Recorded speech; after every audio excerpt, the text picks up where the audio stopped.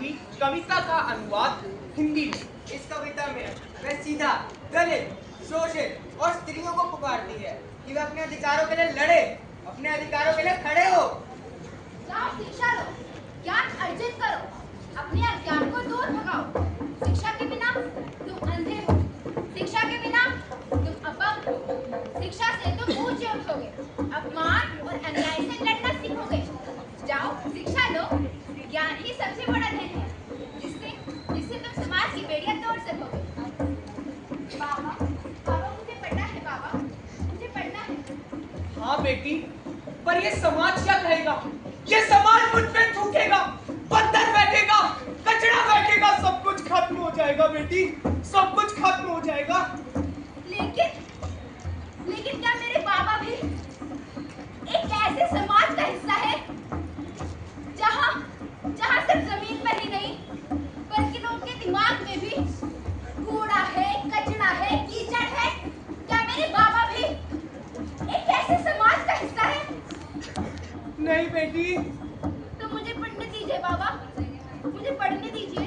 तो बेटी तुमने फैसला कर लिया है तो जाओ पढ़ो, पर याद रखना ये समाज हर मोड़ पर अड़चने पैदा करेगा और तुम रुकना नहीं, संघर्ष करना क्योंकि संघर्ष से हर कार्य सफल हो सकता है। जाओ मेरी बेटी, जाओ पढ़ो बेटी, पढ़ो, जाओ जाओ।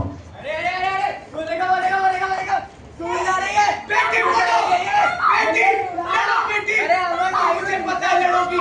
ये समाज अड़चने पैदा करेगा, मैंने कहा था, पर तुम रुकना नहीं।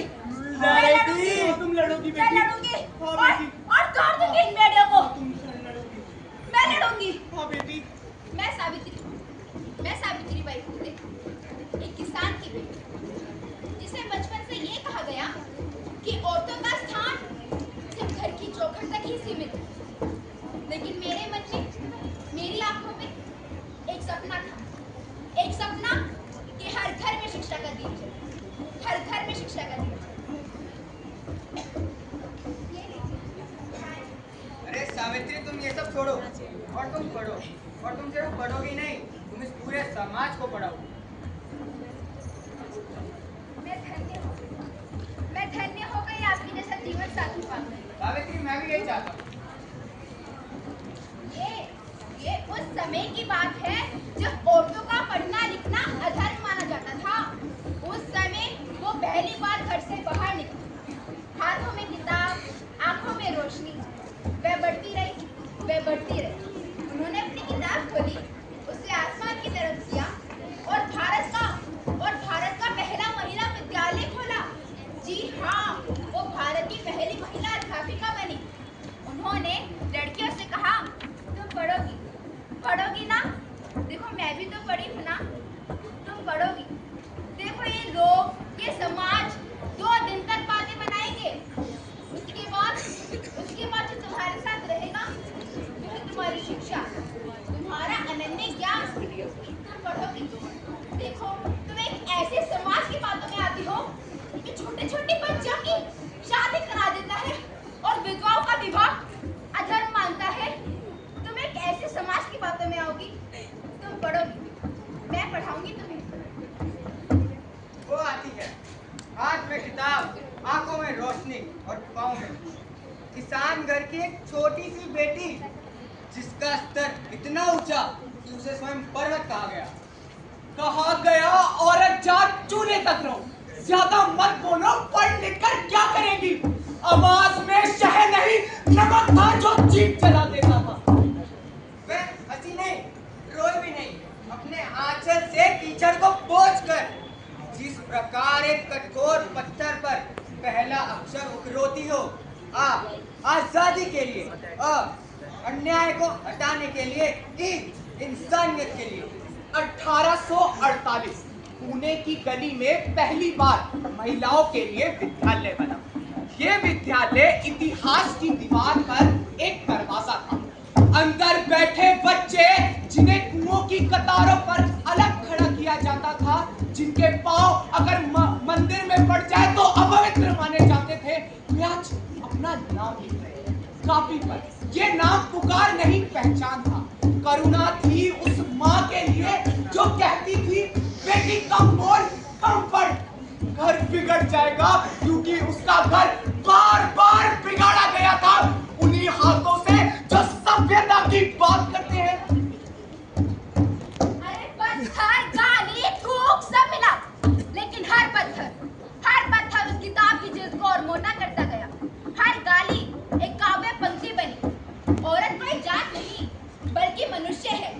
जाति धर्म ईश्वर तो सिर्फ एक मानव निर्मित दीवार है, और दीवारें गिरती है। आज भी इसी स्कूल के बाहर बच्चों से उनकी जात पूछी जाती है, फीस स्लिप पर नहीं, उनकी आंखों की खरोच पर, और देती है आवाज सावित्री बाई, तुम पढ़ो और तुम सबको पढ़ाओ। अरे आज जब मोबाइल फोन पे अक्षर नाचते हैं, लेकिन आज भी कई जगहों पर कई लड़कियां अपनी आवाज पासवर्ड की तरह छिपाई बैठी हैं। ऑनलाइन ज्यादा मत बोलो, ऑफलाइन ज्यादा मत पढ़ो। पुरानी आज्ञाएं नए इमोजी पहनकर अपनी पहचान छुपाती है। अरे आपको तो पता ही होगा, लड़कियों से कहा जाता है अपने इंस्टाग्राम की फेसबुक की आईडी प्राइवेट कर लो, लेकिन महान सावित्री बाई के मिशन की मदद से ही आज हम ये सोचने में सक्षम हैं कि हमारा भारत सन 2047 तक एक पूर्ण शिक्षित देश कहलाएगा, जहाँ पे हर बच्चे को शिक्षा पर पूर्ण अधिकार होगा, हर बालक शिक्षित होगा, हर बालक ज्ञानी होगा। सन 1847 में एक प्लेग नामक महामारी फैली। सब डरे हुए थे, सब थर-थर कांप रहे थे, मौत का तांडव था। सब अपने घरों के अंदर थे, बस सावित्री बाई फूले बाहर थी, लोगों की मदद कर रही थी। मैंने उनसे जाकर पूछा, सावित्री बाई अब बहुत मूल्यवान है, इस समाज को आपकी जरूरत है।